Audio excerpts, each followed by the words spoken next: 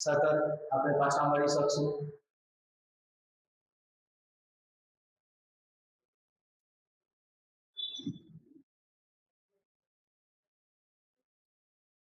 આજે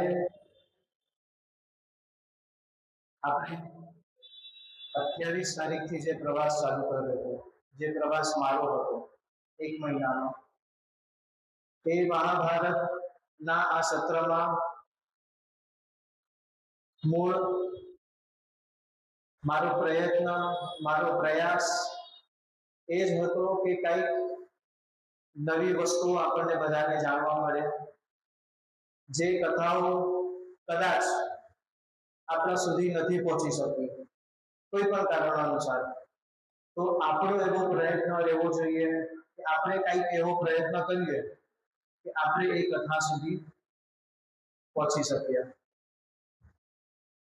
એક અઠવાડિયાના જે આ વિરામ બાદ હવે જે આપણે આ પ્રવાસ શરૂ કરશું, તો તમને બધાને એટલી એક ખાતરી આપવા માંગુ છું કે આ જે રહેલા 15 દિવસનો જે પ્રવાસ છે,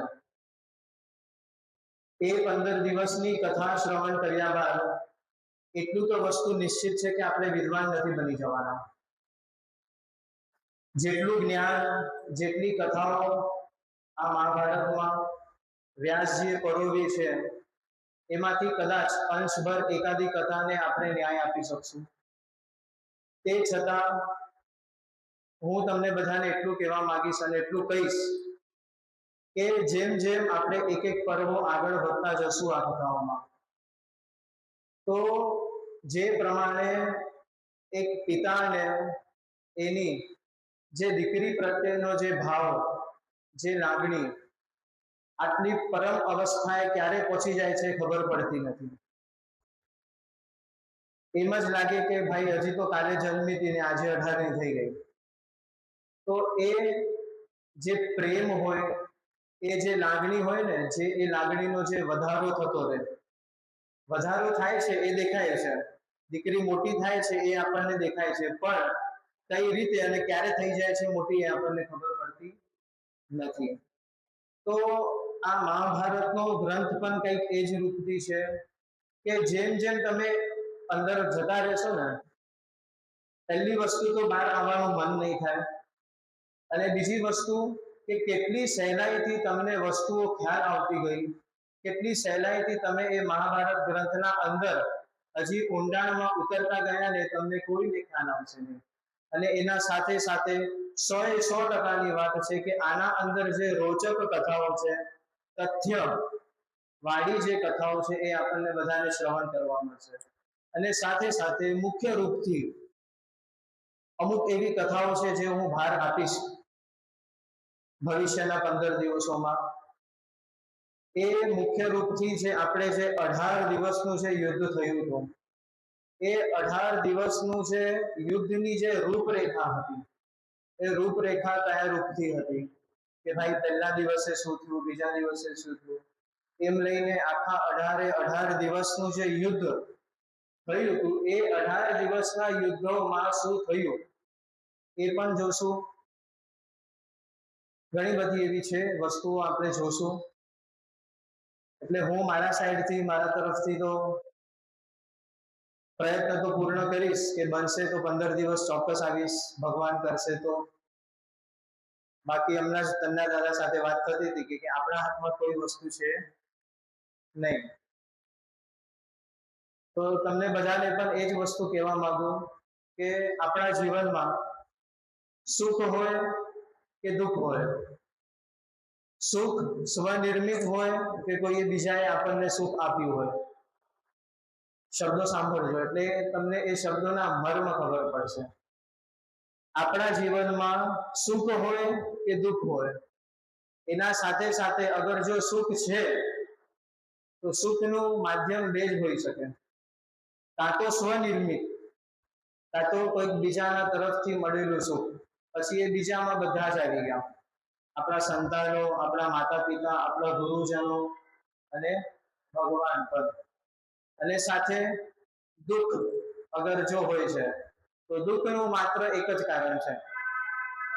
કયું કારણ? સુખના બે કારણ છે, એક તો સ્વનિર્મિત અને બીજાથી મળેલું સુખ. એ જ પ્રમાણે દુઃખનું એક જ કારણ બતાવ્યું છે. તો એ શું છે દુઃખનું કારણ? સ્વનિર્મિત.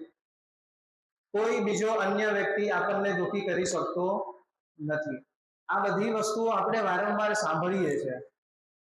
વારંવાર એટલે ઘણી બધી વાર આ બધી વસ્તુઓ આપણે સાંભળી દીધી હશે, પણ આ વસ્તુઓના પાછળ મહાભારતમાં એટલી બધી કથાઓ જે જોડાયેલી છે જેથી આપણને એ વસ્તુની સાબિતી થઈ જાય અને એ જે વાક્ય છે કે ભાઈ દુઃખ આપણને બીજો કોઈ આપી નથી શકતો, એ વાક્ય પર આપણને દ્રઢ વિશ્વાસ થઈ જાય.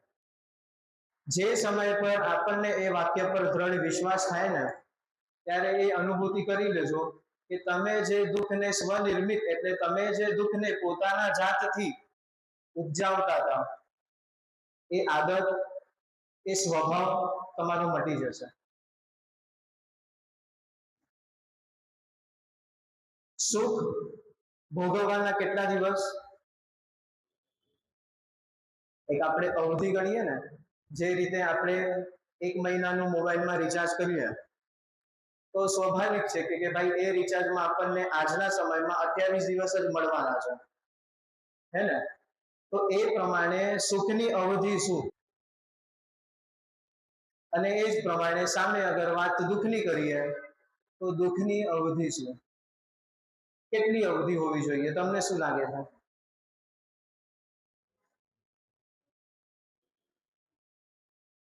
જો પ્રશ્ન જો અગર આટલો મજાનો છે તો એનો જવાબ પણ સ્વાભાવિક રૂપે મજાનો જ હોવાનો છે. જેટલા સમય આપણે એ વસ્તુને, એ વ્યક્તિને, કાં તો એ પરિસ્થિતિને આપણા મનથી ભોગવીએ એટલી એની અવધિ. વાત સાચી? અગર જો ખોટી હોય તો કહી દેવાની. કેટલી અવધિ? સુખની અને દુઃખની બંનેની વાત છે આ. તો શું વાત છે? તો એમ કીધું કે જેટલા સમય સુધી આપણે એ પરિસ્થિતિમાં છીએ, આપણે એ વ્યક્તિ સાથે છે જે વ્યક્તિથી સુખ કાં તો દુઃખ મળે છે, આપણે એ અવસ્થામાં છે, એ અવસ્થાને જેટલા સમય સુધી આપણે મનથી ભોગવીએ છીએ એટલી એની અવધિ. દાખલા તરીકે અગર કદાચ કોઈ વસ્તુ આપણને બહુ પ્રિય છે, એ આપણે લઈ લીધી. ચલો ને બહેનોની જ વાત કરીએ. ઉદાહરણો બહેનોના તો સમાજમાં બહુ છે, આપણે બહેનોના ઉદાહરણથી જ વાત કરીએ કે એક બેનને એક ડ્રેસ બહુ ગમી ગયો, એને ભાઈ સાથે ઝઘડો કરીને લઈ લીધો એ ડ્રેસ. હવે એ ડ્રેસ લીધા પછી લઈ આવી બેન, 1 વાર પહેર્યો, 2 વાર પહેર્યો, 3 વાર પહેર્યો, 10 વાર પહેરી દીધો. હવે જે સમય પર એ જ ડ્રેસ એને મનથી ભોગવવાનો ઓછો થઈ જશે ને એની અવધિ પતી જશે. એટલે શું વિચારશે કે હવે આને કાઢી દઉં અને બહાર જાઉં અને કોઈક બીજો ગમે તો એને લેતી આવો. આ અવધિ છે. એટલે હવે વિચારો કે સુખની અવધિ આપણા હાથમાં છે. એને 1 મિનિટ સુધી રાખવી, 1 કલાક સુધી સુખ ભોગવવું, 1 મહિના સુધી સુખ ભોગવવું કે આજીવન સુખ ભોગવવું, આપણા હાથમાં છે? કેમ નથી? જેટલા સમય સુધી મનથી આપણે એના સાથે જોડાયેલા છે એટલા સમય સુધી આપણને સુખ મળવાનું છે. અને સામે દુઃખ પણ એ જ વસ્તુ છે. કેટલું દુઃખી થવું, કેટલા અવધિ સુધી, કેટલા સમય સુધી દુઃખી થવું કોના હાથમાં છે? આપણા જ હાથમાં છે. હવે એ આપણે નિશ્ચય કરવો કે અગર આપણું પાડોશી આવું છે તો એ આપણું મન એવી વસ્તુઓમાં પરોવીને કે એવી વસ્તુઓથી આકર્ષિત કરીને આપણે કેટલી દુઃખી થવું. કેટલો સરળ વસ્તુ છે, કેટલી સરળ વસ્તુ છે કે સુખી કઈ રીતે થવું અને દુઃખી કઈ રીતે થવું. અને આપણે બધા જ બિલ કોના પર ફાડીએ? બીજા પર. કાં તો સંતાન દુઃખી છે તો માતા પિતાના લીધે, મિત્રોના લીધે કે અન્ય વસ્તુઓના લીધે. માતા પિતા દુઃખી છે તો સંતાનના લીધે કે અન્ય પાડોશીના લીધે કે અન્ય વ્યવહારિક દ્રષ્ટિએથી એ દુઃખી છે. બધી જ વસ્તુઓનું સુખ આમાં આવી ગયું અને બધી જ વસ્તુઓનું દુઃખ પણ આમાં આવી ગયું. આ બંને સુખ અને દુઃખનું માત્ર ને માત્ર એક કારણ તો આપણું મન. અગર જો એ મનને જીતતા આવડી ગયું, કઈ વસ્તુમાં કેટલા ક્ષણ સુધી, કેટલી અવધિ સુધી એ મન પરોવવું, જેમથી આપણને એટલી અવધિ સુધી કાં તો એટલા સમય સુધી સુખ પ્રાપ્ત થતું રહે. આ કારણ કહેવાનું આમ જોવા જઈએ તો આ બધી વસ્તુ મહાભારતની નથી, પણ એના બહારનું પણ કંઈક તો આપણને જ્ઞાન હોવું જોઈએ. કેમ? કારણ કે આપણું આયુષ્ય અગર જો નીકળી જાય છે ને તો આ જ વસ્તુમાં નીકળે છે, સુખ અને દુઃખ. આપણે બધા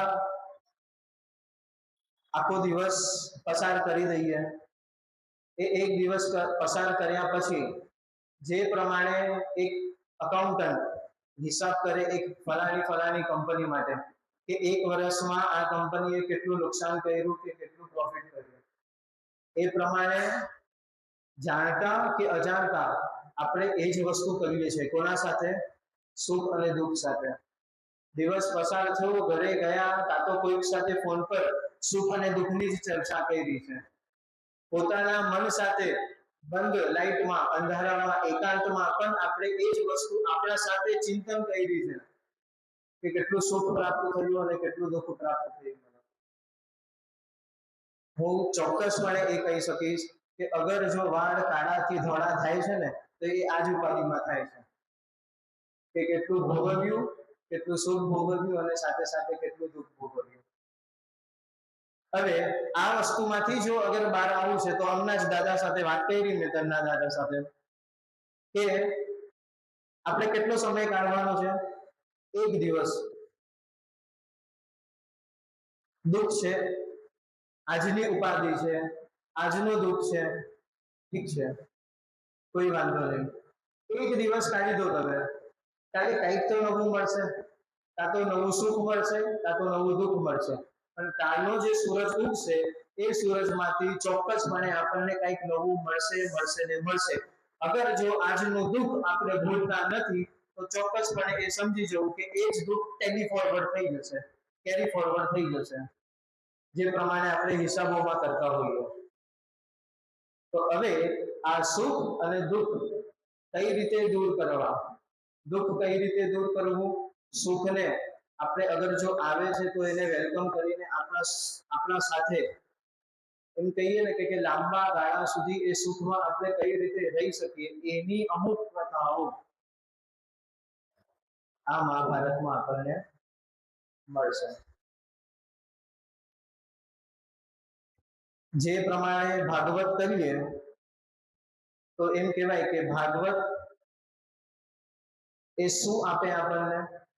બધી જ જેટલા પણ પુરાણો છે એ 18 પુરાણોના રસ છે. રસ એટલે ખ્યાલ આવે?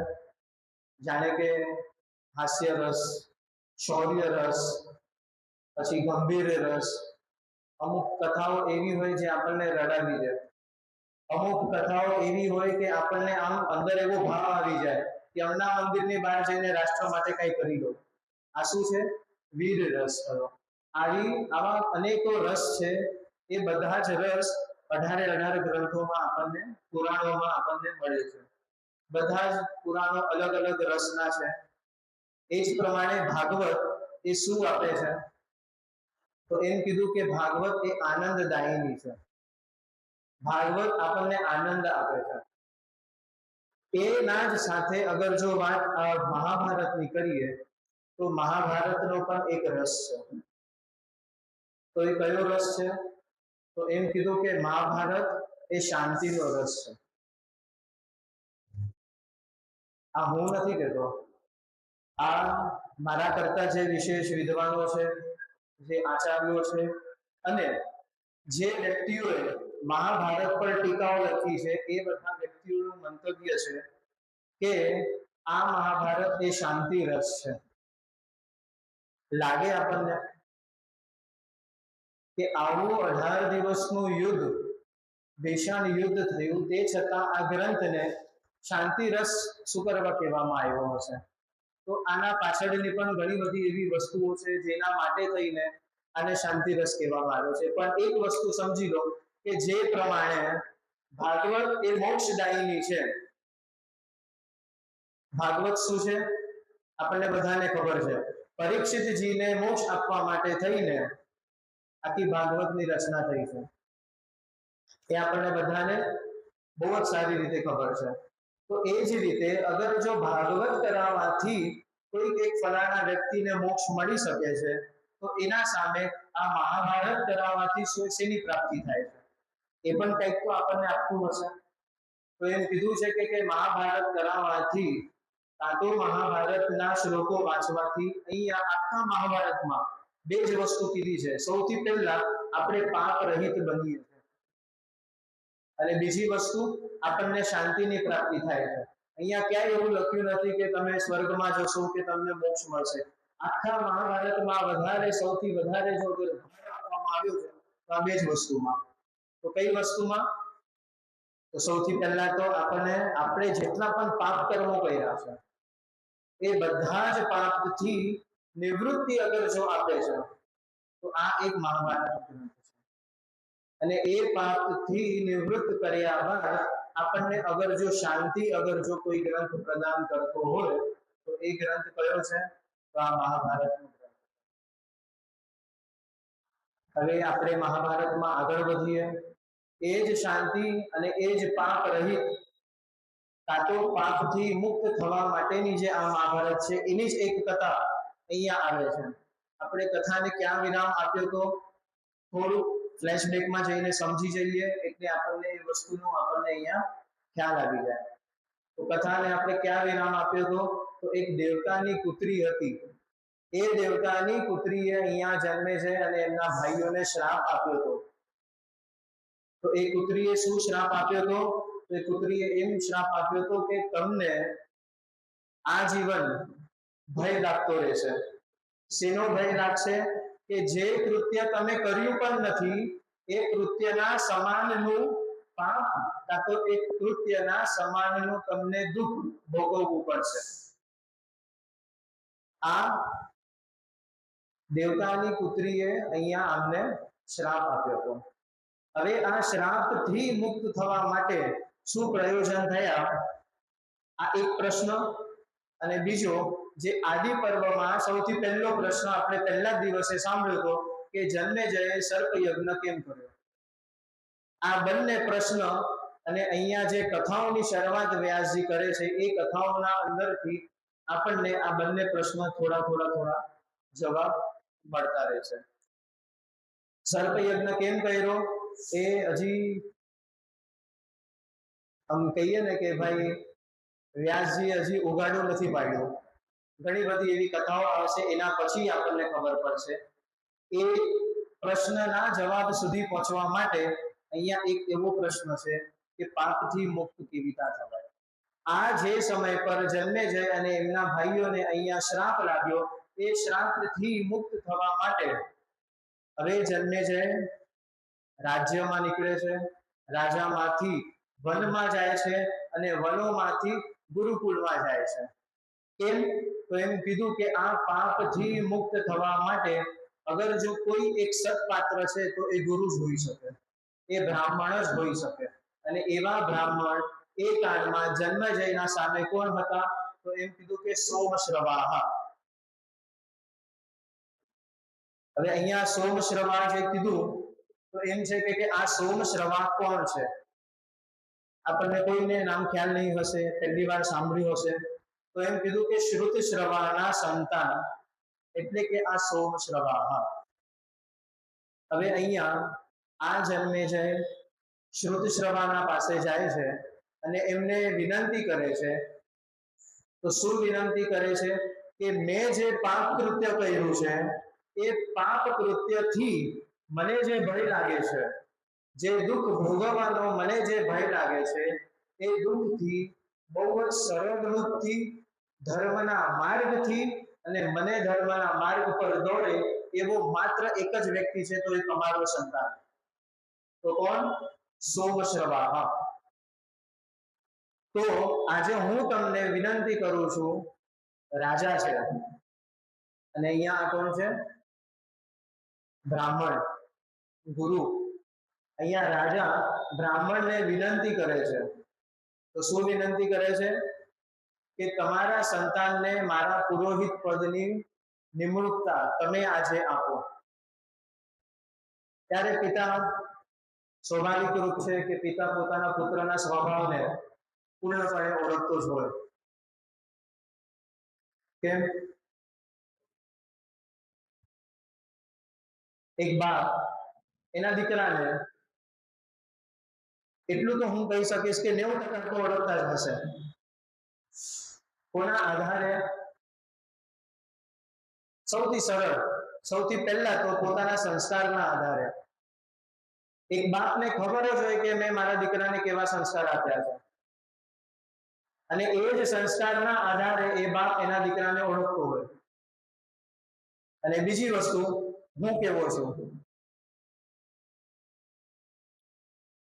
હું જેવો છું એવા લક્ષણ ચોક્કસ છે આ વસ્તુ, કે દીકરામાં આવવાના જ આવે. અગર બાપ દારૂ પીતો હોય તો છોકરો પીવાનો જ હશે. કદાચ જો મર્યાદા હશે તો મર્યાદાના રૂપથી બાપના સામે નહીં પીવે, પણ એ બાપને પણ ખબર જ હશે કે હું પીવું છું ને એટલે મારો છોકરો પીતો જ હશે. એટલે ટૂંકમાં અહીંયા એ સોમશ્રવા, અહીંયા શ્રુતશ્રવા સોમશ્રવાને કહે છે કે હું મારા દીકરાને, શ્રુતશ્રવા જન્મે જઈને કહે છે કે હું મારા સંતાનને બહુ સારી રીતે ઓળખું છું. તું મારા સંતાનને પુરોહિત પદ આપવા માંગે છે, તું આપ, મને ના નથી. પણ 1 મિનિટ ઉભો રહે, હું મારા દીકરા વિશે તને અમુક વસ્તુઓ કહી દઉં, અને એના પછી તારે અગર પુરોહિત બનાવવો છે મારા સંતાનને તો તું બનાવ. તો અહીંયા શું કીધું? તો શ્રુતશ્રવા એમ કહે છે જન્મે જઈને કે અગર જે પહેલી વસ્તુ સાંભળી લે કે મારો જે આ સંતાન છે એ સર્પિણીનો સંતાન છે. આપણે ગયા વખતે સાંભળ્યું હતું, સર્પિણીનો સંતાન અમારો સોમશ્રવા છે. એટલા માટે થઈને એ શિવથી વિરુદ્ધ કોઈ દિવસ કોઈ કૃત્ય કરશે નહીં.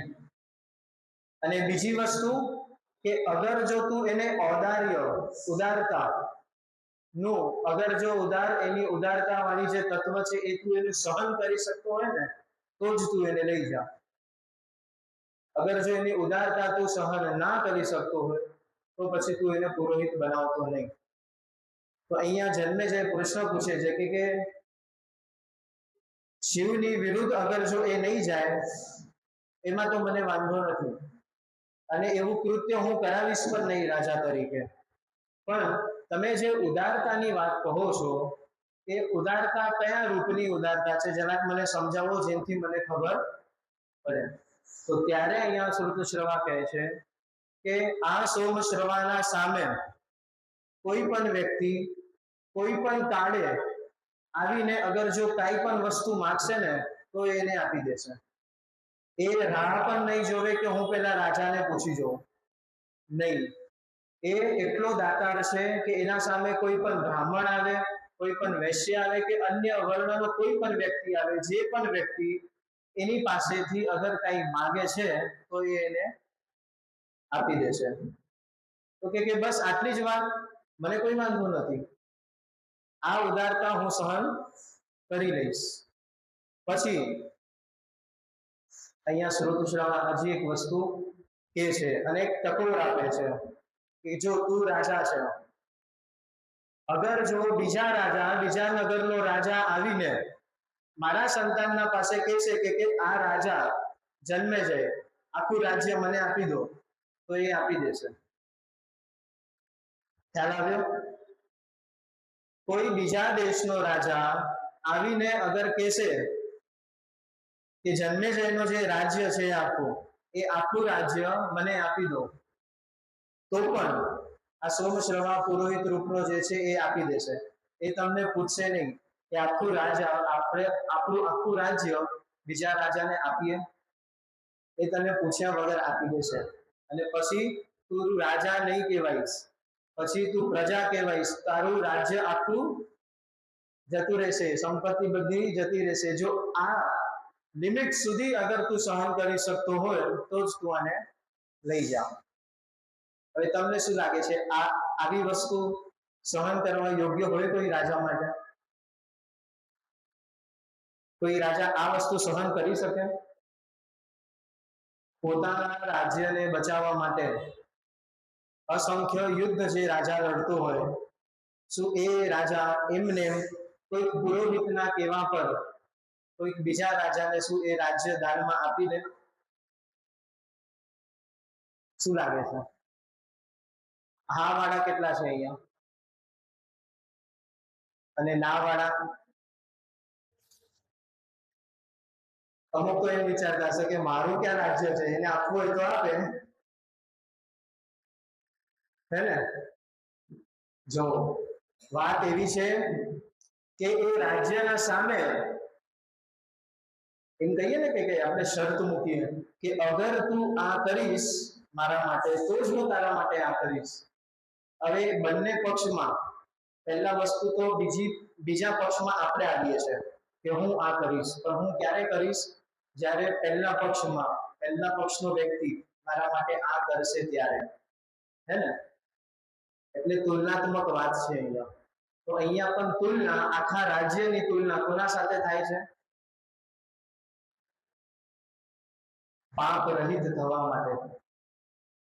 એ જે જન્મેજય છે, જેને પાપ કર્યું છે, એને જે શ્રાપ મળ્યું છે, એ શ્રાપ માટે થઈને આજે એ જન્મેજય આખું રાજ્ય પણ દાવ પર લગાડી દે છે કે આટલી ઉદારતા હશે તોય મને ચાલશે, પણ પુરોહિત રૂપથી એના સામે મને શું મળે છે એ મને ખબર છે. તો એ જન્મેજયને અને જન્મેજયના ભાઈઓને પુરોહિત રૂપથી સોમશ્રવા પાસેથી શું મળતું હતું?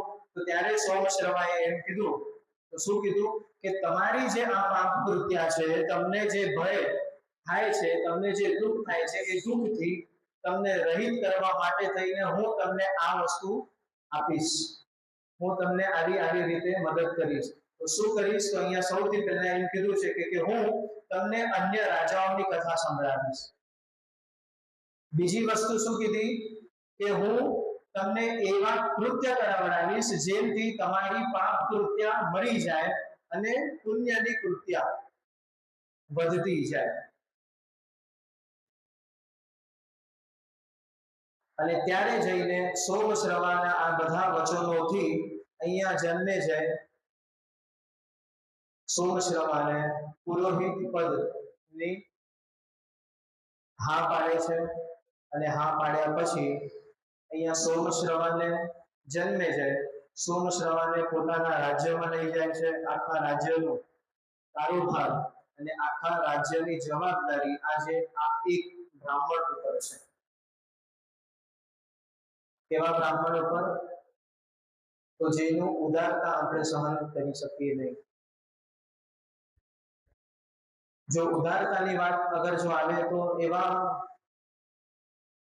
અસંખ્ય એવા ઉદાહરણો છે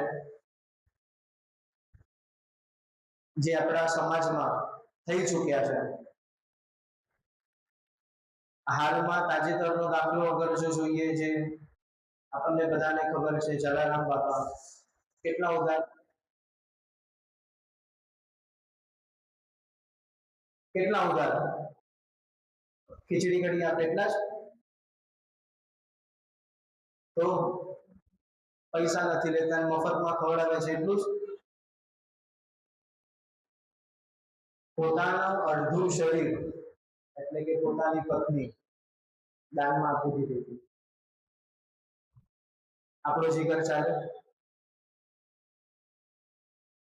આપણા બાળકોની સ્કૂલમાં શિક્ષકો એકવાર મારી દે છે ને, બે ફટકા આપે છે ને, એ વસ્તુ આપણાથી આજના સમયમાં સહન થતી નથી.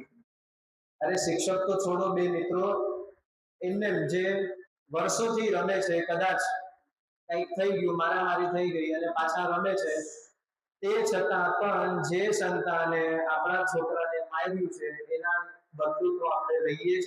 એ બદલાના સાથે સાથે એની માં અને એના બાપ સાથે વાત કરવાનું પણ આપણે બંધ કરી દઈએ. આપણી ઉદારતા આટલી છે. આજના સમયમાં ઘણા એવા યજમાનો આજના સમાજમાં છે જે યજમાન એક જ વસ્તુ બોલે, તો શું કે મહારાજ તમે કરાવો, મારે મારા માટે નહીં, મારે સમાજ માટે કરવું છે. જેટલો રૂપિયો થતો હશે કોઈ વાંધો નથી. અમે માલસર, કચ્છ એ બધી જગ્યાએ જ્યારે એમ કહીએ ને કે યજ્ઞ મંડપો નિર્માણ કરીને જ્યાં 200 200 250 બ્રાહ્મણો હોય, એવા 200 250 બ્રાહ્મણો સાથે જ્યારે યજ્ઞ થતા હોય એવા યજમાનોને કોઈ દિવસ જોજો, કાં તો એવા યજમાનોની કથા કોઈ દિવસ તમે સાંભળજો. બ્રાહ્મણ તરીકે અમને ક્યારેક એવા વિચારો આવે કે જેટલા મંત્રો અમે બોલ્યા છે, જેટલા મંત્રોના માધ્યમથી આ યજમાનને આશીર્વાદ આપ્યા છે, એ ક્યાંક આજે ઓછા પડે છે. કોના સામે? અમારી દક્ષિણાના સામે. દાખલા તરીકે કદાચ એક દિવસની દક્ષિણા અમે 7,000 8,000 રૂપિયા પર લેતા હોઈએ, તે છતાં સાંજ પડતા અમને એવું લાગે કે નહીં, આજે મંત્રો હારી ગયા. કોના સામે? યજમાનોની ઉદારતાના સામે. એવા આયોજનો આજના સમયમાં પણ થાય છે. અને હાલમાં અત્યારનો સાવ તાજો દાખલો તમારા બધાના સામે. 10-15 મિનિટ થશે, કોઈ વાંધો નથી, કારણ કે ચોક્કસપણે હું કહી શકીશ કે એ 10-15 મિનિટ આપણી વેસ્ટ નથી જતી, નકામી નહીં જાય 15 મિનિટ આપણી.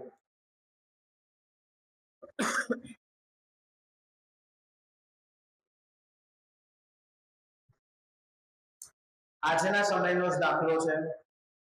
અને એ વ્યક્તિના કાર્યો જો અગર આપણે સાંભળશું,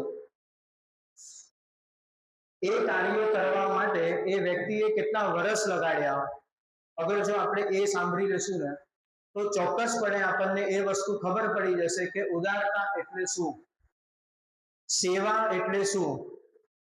અને આ બધાના સામે આપણે ક્યાં આવીએ છીએ? તો એમ કહેવાય કે એક નામ મહિપતસિંહ ચૌહાણ, અત્યારમાં હાલ નડિયાદના આગળ એમનું આખું ફાઉન્ડેશન ઊભું છે. ધ્યાનથી સાંભળજો. એમ કહેવાય ને કે હું એટલું ભાર આપીને તમને બધાને કહીશ કે કદાચ 50% મનથી, 50% બુદ્ધિથી, 50% ભાવથી તમે મહાભારતની કથા સાંભળી હશે ને તો એ મને ચાલશે. પણ આ જે હું કહેવા જાઉં છું ને, એ 100% મન, બુદ્ધિ અને કાન અહીંયા રાખજો. કેમ? કારણ કે આપણા જ વચ્ચે, આપણા જ સમાજનો આ દાખલો છે, જે વસ્તુ કદાચ આપણે પણ કરી શકીએ છીએ. અગર જો કોઈ એક વ્યક્તિ આટલું મોટું કામ કરી શકે છે, તો ચોક્કસ 100% આપણે એક નહીં પણ આપણે 100 જણા મળીને તો આવું આટલું નાનું કાર્ય કરી શકીએ છીએ. તો કાર્ય શું છે? તો આ મહિપતસિંહ ચૌહાણ જે વ્યક્તિ કોરોનાની પહેલા કાંઈ જ નહોતો, કદાચ એમનો એક વિડીયો પણ સમાજમાં નહીં હશે, એમને જેટલા પણ સત્કાર્યો કર્યા છે, એ સત્કાર્યોના ચર્ચા પણ કદાચ કોરોનાના પહેલા એક પણ નહીં હશે, પણ એમનો સફર કોરોનાથી શરૂ થયો. શું સફર શરૂ થયો? એક પ્રણ, એક એવી ઈચ્છા. તો શું ઈચ્છા? કે રસ્તા પર કોઈ પણ ગરીબ વ્યક્તિ હોવો ના જોઈએ. એના સાથે સાથે મારા એટલીસ્ટ કમસે કમ મારા આજુબાજુના વિસ્તારોમાં જે પણ ગામ છે, એ ગામોમાં એક પણ છોકરો, એક પણ બાળક અશિક્ષિત ના હોવો જોઈએ. એના માટે થઈને એક પ્રયત્ન ચાલુ કર્યો. હવે બન્યું એવું કે પ્રયત્નોમાં 4-4.5 વર્ષ પહેલા કોરોના જે પત્યું, એના પછી એકાદ મહિનો થયો હશે, એમના ત્યાં 8 બાળકો આવ્યા. હવે આવ્યા કેવી રીતે? ક્યાંયથી આવ્યા નહીં, આમ જતા જતા કોઈક એક બાળક ગરીબ લાગ્યું તો એને આશ્રય આપી દીધો કે ભાઈ તું મારા પાસે આવી જા. કોઈક જોયું ગરીબ બાળક, એને ભણવું છે, હાલ તું મારા સાથે આવી જા, ભણી લે. કોઈક એવા માતા પિતા જોયા, કોઈક એવા સંતાન જોયા કે જેના માતા છે અને પિતા નથી, પિતા છે અને માતા નથી, કોઈ કામ કરતા નથી, પણ છોકરો સારો છે, છોકરી સારી છે, તો એને આશ્રયમાં લઈ લીધો પોતાના. એવી રીતે પેલા 8 બાળકોને લીધા, 100 બાળકોને લીધા, 150 ને લીધા, 350 ને લીધા, 500 ને લીધા, 800 ને લીધા, અને એ વ્યક્તિ આજે 1500 બાળકોનો પિતા બન્યો છે. હવે એ 1500 બાળકોનો પિતા બન્યા બાદ હવે એ વ્યક્તિને વિચાર આવે કે અહીંયા પિતા તો ઠીક, પણ મારે પુત્ર રૂપથી મેં કઈ સેવા આપી? તો હવે એ વ્યક્તિએ શું કર્યું? એ જેટલા પણ બાળકો હતા એ બધાના માતા પિતા જે વાસણ ઘસતા, ગરીબ હતા, કોઈ કામ નહોતું, શરીરથી વિકલાંગ હતા, એ બધાને આશ્રય આપવાનું ચાલુ કર્યું. પોતે આખું સંકુલ ઊભું કર્યું, શિક્ષણ એ જ કલ્યાણ આ નામનું આખું સંકુલ ઊભું કર્યું 4 જ વર્ષમાં. અને સંકુલ એટલે કેટલું? તો આ જે સાંઈબાબા મંદિરનો જે પરિસર છે ને, આવા 20 મંદિર એમના પરિસરમાં આવી જાય ને એટલું સંકુલ ઊભું કર્યું. આ એક સંકુલની વાત છે, સાંભળજો જે વિસ્તાર. પછી વૃદ્ધોને આશ્રય આપ્યો. કોઈક બાળકે એના માતા પિતાને છોડી દીધા હોય તરછોડીને, જેને પણ ખબર હોય, મને ખબર પડી કે ભાઈ આ માતા પિતા આશ્રય વગરના છે, ફોન કરો, આવી આવી પરિસ્થિતિ છે, વ્યક્તિ લેવા આવી જશે બીજા દિવસે. એવા વૃદ્ધોને આજે 450 વૃદ્ધો એમના આશ્રયમાં છે. ધરતીનો છેડો ઘર આ નામથી વૃદ્ધાશ્રમ આજે ચલાવે છે. પછી વિકલાંગો માટેની એમને સુવિધા ચાલુ કરી. હવે એ વિકલાંગોમાં પણ આજે 250 વિકલાંગો એમના આશ્રિત છે. એના પછી એક પાઠશાળા બનાવી. સાંભળજો આ બધી વસ્તુઓ, આપણે વિચારી નથી શકતા, અને સમાજમાં આવા વ્યક્તિઓ એક વન મેન શો આવા કાર્ય કરે છે. પાઠશાળા બનાવી, પાઠશાળાનું નામ આપ્યું મહિપત સિંહ કી પાઠશાળા. હવે એ પાઠશાળામાં, એ સ્કૂલમાં શું ભણાવવામાં આવતું હશે? એબીસીડી શું ભણાવવામાં આવતું હશે? પાઠશાળા એટલે ખાલી બાળકો માટે નહીં, વૃદ્ધો માટે પણ, અમારા જેવા વ્યક્તિઓ માટે પણ, કોઈ પણ આયુની મર્યાદા નહીં. કોઈ પણ વ્યક્તિ આવી શકે અને કોઈ પણ ભણી શકે. તો શું ભણી શકે? તો એમ કહેવાય કે જે વ્યક્તિ બેરોજગાર છે એવા વ્યક્તિઓને એ વડાપાવ બનાવતા શીખડાવે, સેવપુરી બનાવતા શીખડાવે, કોઈ સ્ત્રીઓ છે એને સિલાઈ કરતા શીખડાવે, અને એ બધું જ શિક્ષણ પ્રાપ્ત થઈ જાય એટલે એ વ્યક્તિને વડાપાવની લારી નાખીને આપી દે, ભાઈ કામ કરજે આજ. આ મહિપત સિંહ કી પાઠશાળાનું આવું કામ, કે માત્ર શીખવું નહીં, માત્ર શીખડાવવું નહીં, શીખડાવ્યા પછી જે વ્યક્તિને જે પણ શીખડાયું છે, ઓલીને સિલાઈનું શીખડાયું છે, એને સિલાઈ મશીન આપી દીધી. કેમ? શીખી તો ખરી ને, કમાઈશ ક્યાંથી? આ જ રોજગાર તારો, કમા. વિચારો. અને એ ગામના આજુબાજુના ગામોમાં ગવર્મેન્ટ સ્કૂલ જે કોરોના પહેલા સાવ સડી ગઈ હતી, બંધ થઈ ગઈ હતી, આ જે 1500 છોકરાઓ હતા એ 1500 છોકરાઓને આ 4 ગવર્મેન્ટ સ્કૂલોમાં વેચી દીધા. પાછી ગવર્મેન્ટ સ્કૂલ ચાલુ કરી અને પાછું એ શિક્ષણમાં ચાલુ કર્યું, અને બધા છોકરાઓને શિક્ષણ એ વ્યક્તિએ અહીંયા પ્રદાન કર્યું છે. અને શિક્ષણ એટલે કોઈ પણ ધોરણ, પહેલીથી લઈને એ છોકરાને, એ બાળકને જ્યાં સુધી ભણવું હોય ત્યાં સુધી. હાલમાં હમણાં જ હું એમની મુલાકાત લઈને આવ્યો છું. તમે માનશો નહીં, તમે તમારા બાળકોની ફીસ કેટલી ભરતા હશો? કેટલી ભરતા હશો એક વર્ષની? લાખ? એનાથી વધારે તો નહીં. આ વ્યક્તિ 20 બાળકોને લોન ભણાવવા માટે 14 લાખ રૂપિયા ભરવાનો છે. કેટલા? 14 લાખ રૂપિયા. તમે વિચારો કે જે સમય પર એક વ્યક્તિ પોતાનો સ્વાર્થ ભૂલીને સમાજને શું આપી શકું છું, એક વ્યક્તિને હું શું આપી શકું છું, અગર જો એ વ્યક્તિ આવું વિચારે ને, તો ત્યારે પરિસ્થિતિ શું થાય? તો કઈક પરિસ્થિતિ એવી આવે કે આપણે કદાચ એક મહિનાનું દૂધનું બિલ 1000 રૂપિયા 2000 રૂપિયા થતા હશે, કદાચ જો એ 2000 ના 2500 રૂપિયા થઈ જાય એટલે આપણી આખી ગણતરીઓ હલી જાય. સાહેબ એ વ્યક્તિ દિવસનું 15000 રૂપિયાનું બિલ ખાલી દૂધમાં ચૂકવે છે. કેટલું? દિવસનું ખાલી 15000 રૂપિયા બિલ, એક દિવસનું બિલ દૂધનું. બે સમયનું તો જમણવાર હજી પણ બાકી છે. અને જમણવાર કેટલાનું? તો 1200 થી 1500 છોકરા, 400 વૃદ્ધો, 200 વિકલાંગો. અને ભોજન એટલે પાણીવાળી દાળ નહીં. જે સમય પર એ સંકુલથી અમે બહાર નીકળ્યા, એ બહાર નીકળીને જે લોકલ વ્યક્તિઓ ત્યાંના હતા ને, પહેલી વસ્તુ મારા મગજમાં એ જ આવી કે અહીંયા જે પોતાના બળથી જે જીવે છે ને એ દુઃખી છે. એ એટલા સુખી નથી, એ લોકોને એટલું સારું અનાજ નથી મળતું, જમવાનું નથી મળતું, જેમથી વધારે સારું જમવાનું, રહેવાનું અને વ્યવસ્થામાં આ બાળકોને મળે છે. એ વ્યક્તિની બુદ્ધિ અને બુદ્ધિના સાથે સાથે એને એટલું કર્મ કર્યું છે કે જે પણ બાળકો હતા એ લોકોના માતા પિતાને પોતાના આશ્રમમાં સંકુલમાં ખાલી આશ્રય નહીં તો શું કર્યું કે પોતે ઈંટ બનાવવાની મશીનો લઈ આવ્યા. આપણે આશ્રમમાં ઈંટો બનશે, બહારથી કેમ લાવવાની? કામ કોણ કરશે? જે આશ્રિતમાં છે, મફતનું કોઈ થશે નહીં.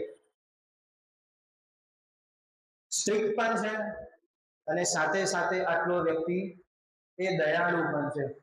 તમે વિચારો, એક દિવસનું 15000 નું બિલ અગર જો માત્ર દૂધમાં જતું હોય, એ વ્યક્તિ આટલા બાળકોને કઈ રીતે પોષતો હશે? તમે વિડીયો યુટ્યુબ પર કે ફેસબુક પર ખાલી એટલું નાખજો, મહિપત સિંહ, બસ આટલું જ. હર રોજ છોકરાઓને શું જમાડે છે ને હર રોજ વિડીયો આપશે તમને. અને વાનગીઓમાં આપણે આટલું હરરોજ ઘરે બનાવતા નહીં હશું.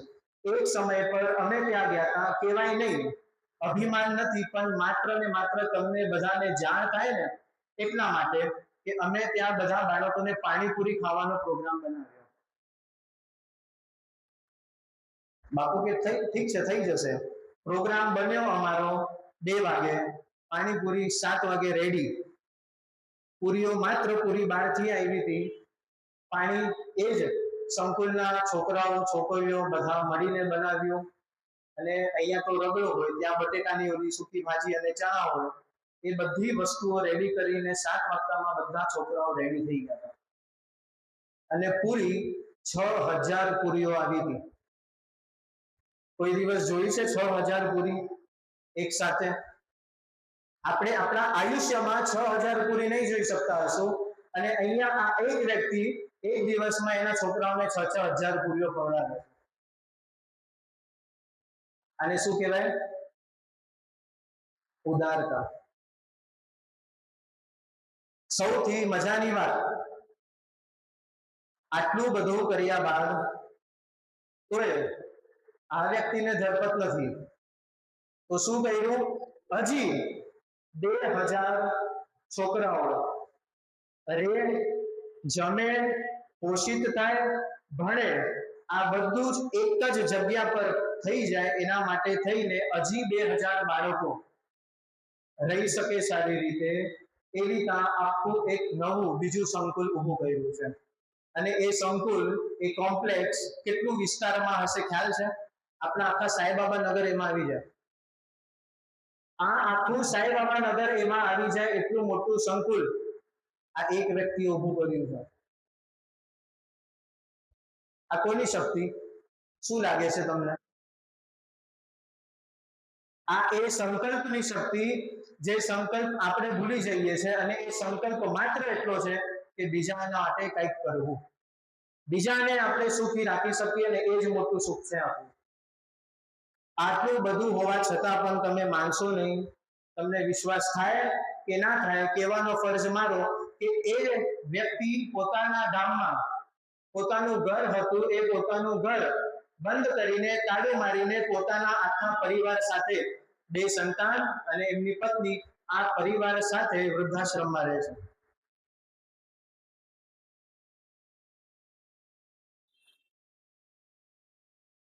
આપણામાં છે આટલી શક્તિ?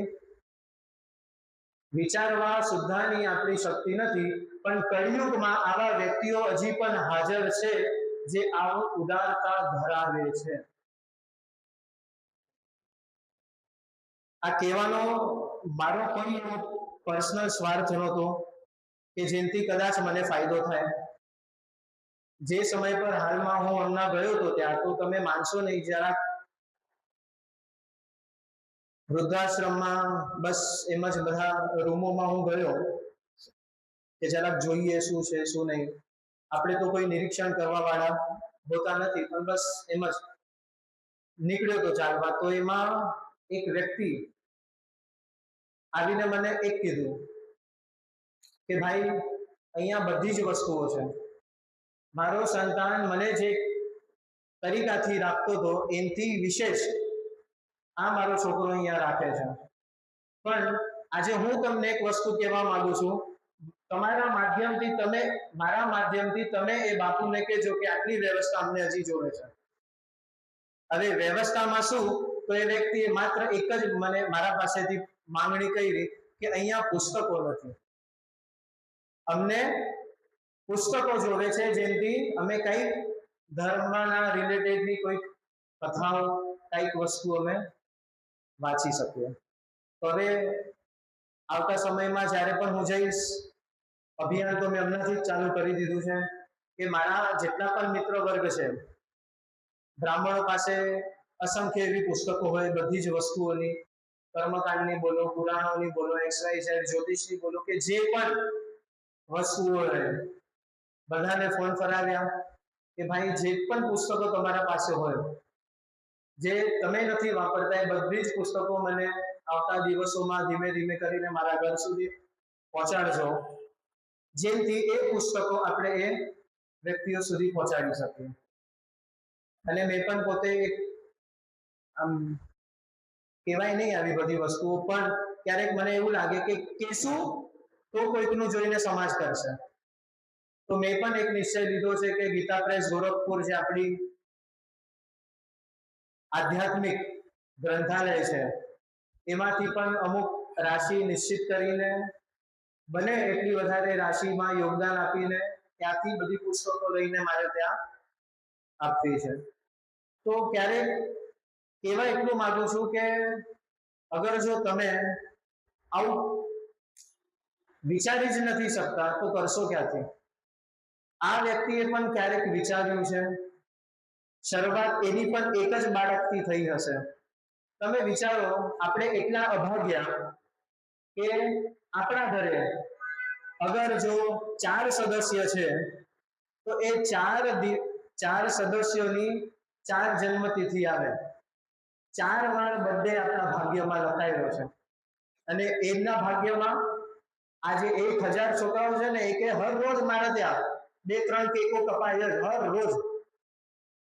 વિચારો કેટલા ઉત્સાહનો માહોલ હશે ત્યાં, કે જેમના ઘરે હર રોજ 2-3-4 કેકો કપાતી જ રહે, કોઈકને ને કોઈકનો બર્થડે આવતો જ રહે. અને એ વસ્તુ પણ ભગવાન પોષિત કરે છે, પૂર્ણ પાડે છે. જો સમય હોય તમારા બધા પાસે તો ત્યાં ચોક્કસપણે જજો. જે સમયે હું ગયો હતો એ સમયે બન્યું એવું કે ભાઈને છાતીમાં દુખાવો થયો હતો, તો એ તરત ગાડીમાં નડિયાદ બધી એન્જિયોગ્રાફી ને ECG ને XYZ બધી વસ્તુઓ કરાવવા ગયા હતા.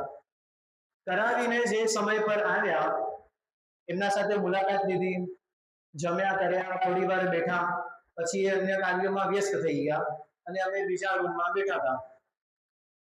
પછી મન એવું થયું અમને કે આજે બધા છોકરાઓને આઈસ્ક્રીમ ખવડાવીએ. તો અમુક જે છોકરાઓ સાથે જે અમારી સારી એવી બોન્ડિંગ છે એમને બોલાવ્યા કે આપણે આજે આઈસ્ક્રીમ રાખીએ. તો એમને કીધું કે નહીં, આજે આઈસ્ક્રીમ નહીં રાખતા, બાપુ ના પાડશે. મેં કીધું કેમ? તો કે આજે બધા માટે કેક છે. મેં કીધું તે છતાં એકવાર બાપુને પૂછી તો જોઈએ. તો ફોન લગાડ્યો, બાપુએ ફોન ઉપાડ્યો નહીં. હવે જે સમય પર ફોન ના ઉપાડ્યો એ જ સમય પર હું એવું બોલ્યો, મારા વાક્યો એવા હતા કે એમને છાતીમાં દુખતું હતું, કદાચ સૂઈ ગયા હશે, તો હવે ફોન કરીને ડિસ્ટર્બ કરતા નહીં. જે સમય પર આવો વાક્ય હું બોલ્યો ને એ જ સમય પર અન્ય જે છોકરાઓ ત્યાં મારા આજુબાજુમાં બેઠા હતા ને બધા હસ્યા. શું વાત કરો છો બાપુ, અને આશ્રમમાં સૂતા હોય, શક્ય જ નથી. એટલા કર્મનિષ્ઠ છે. વિચારો, છેલ્લા 3 વર્ષથી એ વ્યક્તિએ પોતાના ઘરનું અનાજ નથી ખાધું, પોતાના ઘરમાં ચા નથી પીધી.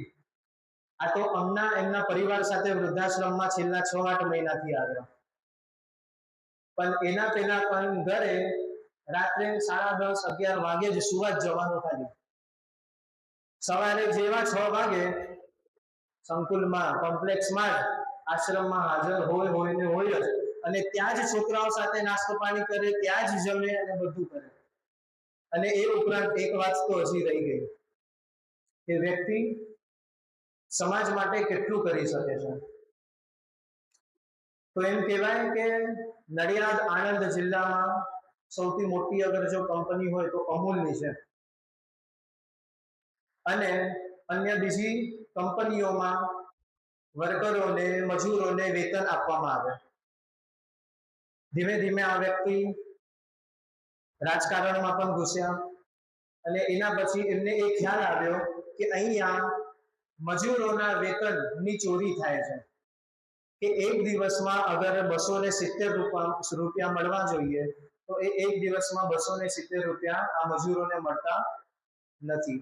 તો અહીંયા જે મોટી મોટી કંપનીઓ છે એ શું કરે છે, અહીંયા આ મજૂરો વર્ગોમાંથી પૈસાની ચોરી કરે.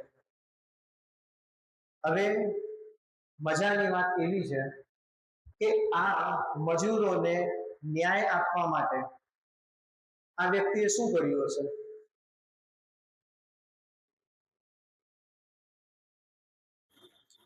આ મજૂરોને ન્યાય મળે, એ ન્યાય વિના મૂલ્ય હોય, મફત મળે, એના માટે થઈને આ વ્યક્તિ પોતે LLB નું ભણ્યો અને પોતે લોયર બન્યા, અને લોયર બન્યા પછી આ બધાનો કેસ હાથમાં લીધો.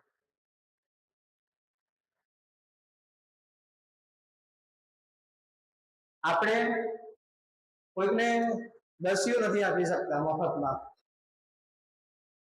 અને એના સામે તમે વિચારો આ વ્યક્તિની બુદ્ધિ, આપણા વડોદરા, આણંદ, નડિયાદ જિલ્લાનું ભાગ્ય, કે કદાચ એમ આપણે કહીએ ને કે શિવાજીના માતાએ શું કીધું હતું, કાં તો શૂરવીર પાકજે કાં તો મરી જજે, કીધું હતું. અને અહીંયા આ શૂરવીર દેખાય છે. ધન્ય છે એ જનનીને કે જે જનનીને આ બાળકને જન્મ આપ્યો. તમે વિચારો તો કેટલાનો બાપ બનીને બેઠો છે, કેટલાનું સંતાન બનીને બેઠો છે, આશીર્વાદ નહીં મળે? આ વ્યક્તિ આખી દુનિયા હલાવી શકે છે. જેટલા પણ વિડીયો જોવો એ બધા વિડીયોમાં તમને બધી જ વસ્તુ, બધી જ માહિતી મળશે, અને હર એક વિડીયોમાં એમની હર એક અપડેટ મળશે કે આજે આ બનાવવાનું છે, અમને આટલા કિલો સિમેન્ટ જોવે છે, આટલા કિલો લોખંડ જોવે છે, અને એ લોખંડનું મૂલ્ય 5 લાખ રૂપિયા છે, અને એ 5 લાખ રૂપિયા આપણને, અમને મદદરૂપથી તમારા બધા પાસેથી જોવે છે. તો એ કઈ રીતે મળશે? તો કોઈ એક વ્યક્તિ કઈ 5 લાખ રૂપિયા આપી નથી દેવાનો. તો એ કઈ રીતે? તો ફેસબુક પર, યુટ્યુબ પર જેટલા પણ એમના ફોલોઅર્સ છે એ બધા વ્યક્તિને એમ કે શું મને વિશેષ નથી જોઈતું, તમારા પાસેથી 10 રૂપિયા આપો. એ 10 રૂપિયામાંથી 5 લાખ રૂપિયા કઈ રીતે ઉભા કરવા છે એ ભગવાન કરશે. આખી જિંદગી આપણે કમાયા, આખી જિંદગી આપણા બાપાઓ કમાયા, એમના બાપાઓ કમાયા. આજે આપણે કેટલા રૂમમાં રહીએ છીએ? 1000 સ્ક્વેર ફીટમાં, 800 સ્ક્વેર ફીટમાં. ક્યારે? જ્યારે આપણે આપણા માટે કમાઈને ભેગું કર્યું, ત્યારે જઈને માંડ આપણે 1000 સ્ક્વેર ફીટમાં રહીએ છીએ. અને આ વ્યક્તિએ 4 વર્ષમાં, હું એમને કહીશ કે આટલી સંપત્તિ બનાવી દીધી, પણ હું એમ કહીશ કે કેટલી ક્ષમતા છે એ વસ્તુમાં જ્યારે તમે બીજા માટે વિચારો. 2-3 પેઢી મળીને 1000 સ્ક્વેર ફીટ નું અગર ઘર લેતું હોય તો એ વસ્તુ પર શરમ આવી જોઈએ, એ વસ્તુ પર સાચે આપણને ગ્લાનિ થવી જોઈએ અને થોડુંક વિચારવાની જરૂર છે કે હું અને મારું કરીને ભેગું થતું નથી. આપું વેચું બીજાની સેવા કરું તો આ વિસ્તાર થાય છે.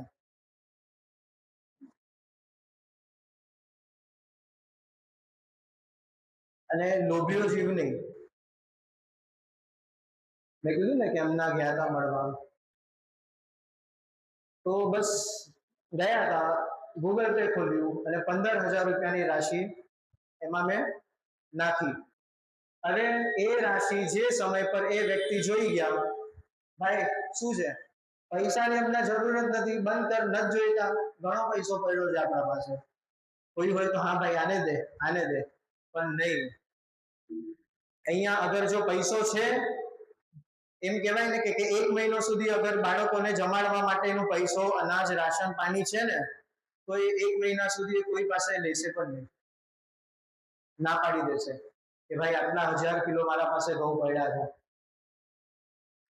તમે જોવો તો ખરા, લક્ષ્મીની કૃપા, સરસ્વતીની કૃપા, બધી જ કૃપા આ વ્યક્તિ પર, આ વ્યક્તિના આશ્રિતમાં જેટલા પણ સંતાનો છે, જેટલા પણ બાળકો છે, એ બધા પર વરસે છે.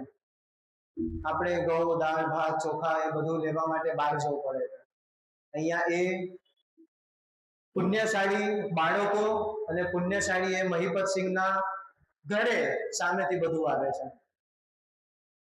એટલે શક્તિ વ્યક્તિની તો 100%, કર્મ વ્યક્તિના 100%, પણ સાથે સાથે હું ચોક્કસપણે એવું કહીશ કે આ બધી જ વસ્તુઓના પાછળનો જે એકમાત્ર ભાવ છે કે બીજા માટે કરવું, એ ભાવ અગર જો એટલો પ્રબળ હશે ને, તો સાહેબ તમે ધારી નહીં શકશો ને એ સીમા સુધી તમે પહોંચી શકશો.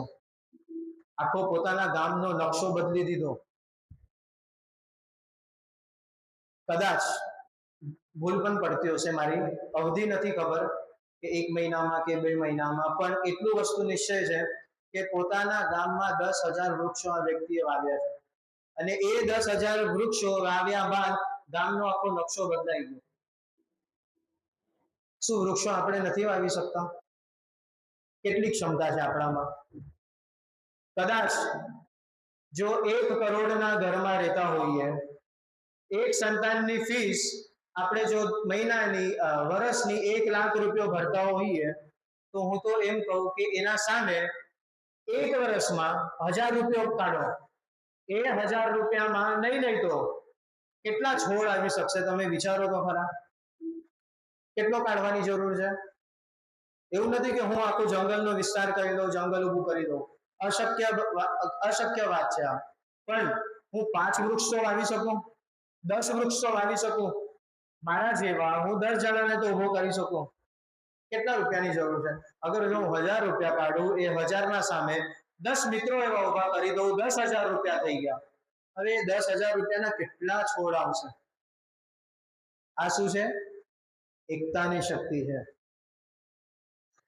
અને જ્યાં એકતા છે, જ્યાં ધર્મ છે, જ્યાં સત્યતા છે, જ્યાં બીજા માટે કામ કરવાનો કોઈ ભાવ છે, પછી ત્યાં એ જોવાની જરૂર નથી કે ભાઈ 11,000 અક્ષરોની સેના છે કે 7 અક્ષરોની સેના છે. ભલે સંખ્યામાં 7 ઓછી હશે, તે છતાં જીતશે કોણ? જ્યાં બીજા માટે, ધર્મ માટે, સત્યતા માટે કંઈક કરવાનો ભાવ આપણા મનમાં હોય ત્યાં. એટલે આવી કંઈક ઉદારતાની વાત છે. જો અગર તમને બધાને એમની મુલાકાત પણ લેવી હોય તો ચોક્કસ પ્રેમથી લેજો. અહીંયા કોઈ હું એડવર્ટાઇઝ કરવા નથી બેઠો કોઈ પર્ટિક્યુલર વ્યક્તિની, પણ હું એટલું ભાર દઈને દઈશ કે તમે ખાલી ગજવે જજો, ખીચામાં 1 પણ રૂપિયો નહીં લઈ જતા. એ વ્યક્તિને નથી જરૂર રૂપિયાની, એમને એમ પરિવાર સાથે પોતાના બાળકોને ત્યાં લઈને જજો અને એક દિવસ આખો રાખજો, એક દિવસ ત્યાં રહેજો, તમારો ભાવ બદલાઈ જશે ચોક્કસપણે કે સંતાનને ઉછેર કઈ રીતે કરવો. આજના યુગમાં હું એટલો દાવો આપીને કહી શકું છું, કારણ કે મેં મારા આંખ સામે જોયું છે. ત્યાંનો મેયર, એ મેયરના સાથે અન્ય બીજા 4 જણ ફોર્ચ્યુનર ગાડીમાંથી ઉતરે છે. એ 4 જણ સાથે એક 12 વર્ષની છોકરી બુક લઈને લાખોનો હિસાબ કરે છે. કેટલી? 12 વર્ષની છોકરી એ મેયર સાથે આમ વાત કરે છે. એ વસ્તુ આપણા તાકાતમાં જ નથી. કયા સ્કૂલમાં આટલું શીખવાડે છે કે જો મને એ ત્યાં શીખવાડવામાં આવે છે. ભોયજાઓ ઘરે આવે છે છોકરાઓના વાળ કાપવા, એમ તે વિશે શું કહું? આપણે તો આટલી સંપત્તિ હોવા છતાં બહાર નીકળીને કપાવવા જવા પડે છે વાળ. એટલે ટૂંકમાં જીત ત્યાં જ છે જ્યાં આપણે પરોપકાર કરીએ છીએ. ઘણા એવા શ્લોકો પણ છે કે પરોપકારાય ફલંતી વૃક્ષ, આ વૃક્ષ જે ઉભા છે એ શું કરે છે? એ આપણા માટે પરોપકાર જ કરે છે. શું કરીને? ફળ આપીને. કયા રૂપિયા લઈ લીધા, પણ પરોપકાર કરે છે. પરોપકાર વહંતી નદીઓ શું કરે છે? એ આપણા પર પરોપકાર જ કરે છે. એ જ પ્રમાણે આપણે આ મનુષ્ય દેહ જે આપણને મળ્યો છે એ એક જ વસ્તુ માટે મળ્યો છે. આપણે એવું વિચારીએ છીએ કે એ આપણા માટે મળ્યો છે, ત્યાં સાવ વાત ખોટી છે.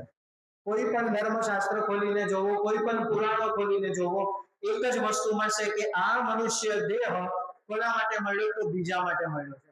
આપણને કાયમી બીજાનું જ પોષણ કરવાનું છે. કોઈ એક સમય એવું બતાવો કે તમે તમારા જાત માટે પોષણ કરીને તૃપ્તિનો અનુભવ કર્યો હોય. તમે 50,000 ની સાડી લો, પોતે પહેરો, અને 500 રૂપિયાનો એક ડ્રેસ છોકરાને લઈ આપો અને એ પહેરશે, આનંદ વધારે 500 માં હશે, 50,000 માં નહીં મળે. કેમ? કારણ કે તમે બીજા માટે કંઈ કર્યું. આવી ઘણી બધી અસંખ્ય કથાઓ છે. 3 મિનિટ બાકી છે. ટૂંકમાં એટલો જ ભાવ વ્યક્ત કરી દઉં એક ઉદાહરણના માધ્યમથી. એક વ્યક્તિ બહુ સેવાભાવી હતા. જેટલું પણ સંપત્તિ મળે, જેટલું પણ અનાજ મળે, બધાને આપી દે. પેટી ખાલી થઈ જાય એટલે પાછું બીજું આવે, પેટી ખાલી થઈ જાય એટલે પાછું બીજું આવે. એટલે એ વ્યક્તિ કંટાળ્યા કે આજે તો ફેસલો જ થઈ જાય કે ભગવાનને પૂછી લઉં કે મારા ભાગ્યમાં જેટલી સંપત્તિ લખેલી છે ને બધી મને એક સાથે આપી દે. આમ ટુકડા ટુકડામાં આપે છે ને મને મજા આવતી નથી. ભગવાને પણ વાત માન્ય કરી, અને એ વાત માન્ય કર્યા બાદ ભગવાને બધી જ સંપત્તિ એક સાથે એને આપી દીધી. હવે એ વ્યક્તિએ બધી જ સંપત્તિ એક સાથે દાન કરી દીધી. પાછા થોડાક દિવસ થયા એટલે જેટલી સંપત્તિ દાન કરી એનાથી વધારે સંપત્તિ પાછી એને મળી. એટલે ત્યાં ભગવાનને ટકોર લગાડી એ વ્યક્તિએ. ભગવાન, મેં પહેલા જ કીધું હતું તમને, જેટલું આપવું છે એક સાથે આપી દો, આમ ટુકડા ટુકડામાં મજા આવતી નથી. ત્યારે ભગવાન શું બોલ્યા ખબર? તારા ભાગ્યમાં જેટલું લખાયેલું હતું ને એ તો મેં પહેલા આપી દીધું એક જ સમયમાં. આ જે મળ્યું છે ને એ તે બીજાના ભાગ્ય બનાવ્યા ને એનું છે, આ તારું નથી. તો કોનું છે? આ બીજાના ભાગ્યનું છે. આપણે કમાઈએ છે ને આપણા સંતાનોના ભાગ્યનું કમાઈએ છે. આપણે એમ કહીએ કે ભાઈ લગ્ન થયા અને મારી પ્રગતિ થઈ, વાતો છે. ઓલીના ભાગ્યનું તને મળે છે, બાકી બીજો કોઈ ફોર્મ્યુલા નથી. એટલે એક જ વસ્તુ, અનુરોધ, વિનંતી, આદેશ જે ગણવો હોય કે બીજા માટે અગર જો જીવતા શીખશો તો તમારું જીવન જીવન કહેવાશે. બાકી તો આપણને બધાને ખબર જ છે. આજના સત્રને વિરામ આપવા પહેલા એક જ વસ્તુ તમને બધાને કહેવા માંગુ અને એડ્રેસ આપી દો. અગર જો તમને કદાચ જો જવાનું મન થાય તો નડિયાદ સૌથી ટૂંકું સ્ટેશન છે મહીપતસિંહ પાસે જવાનું, સૌથી નજદીકનું સ્ટેશન. નડિયાદ ઉતરીને ખેડા જિલ્લો, વસોડ તાલુકા અને ગામ લવાડ, સાવ નાનકડું એવું ગામ છે અને આ નાનકડા એવા ગામમાં આ આખું મોટું સંકુલ છે, જે આપ સૌ ચોક્કસ ક્યારેક તો જજો. નંબર પણ તમને બધાને અહીંથી કહીને રાખું, જેને લખવા હોય લખી દો, ના લખવો હોય તો વિડીયોમાં આવી જશે, પછી પાછળથી જોઈ લેજો. તો નંબર એમનો છે કે 8768880088, નહીં 8768880088, આ એનો નંબર છે. તો ક્યારેક મન થાય તો રૂપિયો આપીને પોતાના સંપત્તિને ચોખ્ખી કરી દેજો. સત્રમાં આપણે વિરામ લઈએ, સુંદર મજાની એવી આરતી, અને કાલે ગુરુ અને શિષ્યનું આખું ચરિત્ર આવશે. એ શિષ્યમાં આપણે બધા જેમ જાણીએ છીએ આરુણી, એ આરુણી, ઉપમન્યુ અને વેદ, આ ત્રણ શિષ્યની આખી કથા આવશે. એ કથાને આપણે શ્રવણ કરશું અને સમજશું કે સર્પ યજ્ઞનું આયોજન કેમ થયું. સર્વને જય શ્રી કૃષ્ણ.